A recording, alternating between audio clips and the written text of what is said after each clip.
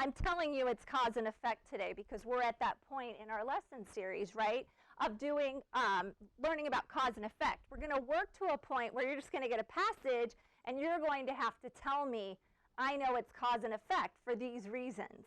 I'm Trisha Noble, and I teach 4th grade at Cabrillo Elementary in Upland, California. My goal for the lesson was for students to be able to identify the cause and effect text structure using signal words, and also be able to learn to read closely, so to look at a passage at a sentence by sentence level to determine and pull out the causes and effects. That's just going to be our visual to show us our thinking. Just like we use an area model for double-digit multiplication at the beginning, we can see our thinking right there really clearly, those 4 partial products.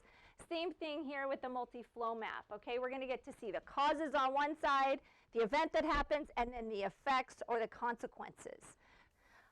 This is an important lesson in a series of lessons on text structure, and it's really, the point is to give students a strategy for attacking informational text.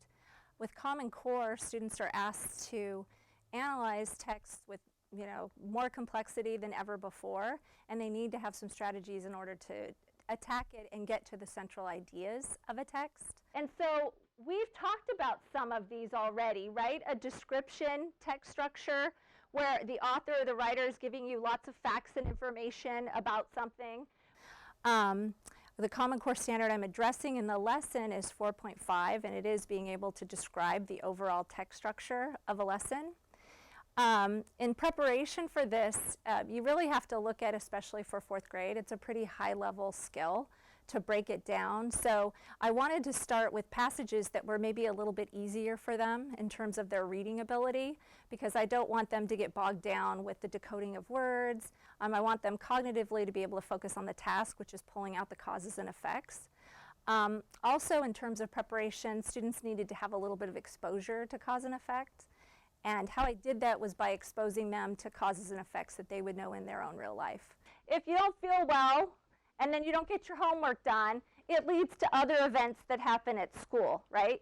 So for instance, if you don't do your homework, what are the effects of that at school the next day? How the lesson was a little bit different, or how it's different with Common Core now, is the text complexity and what we're asking students to do. We're also asking students to be able to justify their thinking and their answers going back and citing directly from a text to do so.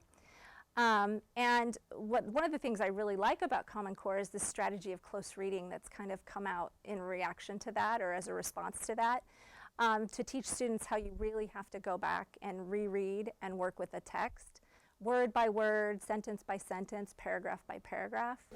Right, just off to the side, like even right here, just put a C right there, because we're showing this sentence here, the main reason for this is the hunting of these animals for their meat and fur is a cause. Okay? I'm seeing a challenge for that with students is just stamina. That I don't think we've asked them to think and really get into a text at that level until Common Core. But as teachers, we know that that's essential for them to be able to be successful in learning going forward, especially middle school and high school. Well, I focus on the text structure, and if I can tell its cause and effect, then I know there's going to be reasons why something happens, something that happens, and the effects, and that's what I'm going to zero in on to get to my central idea.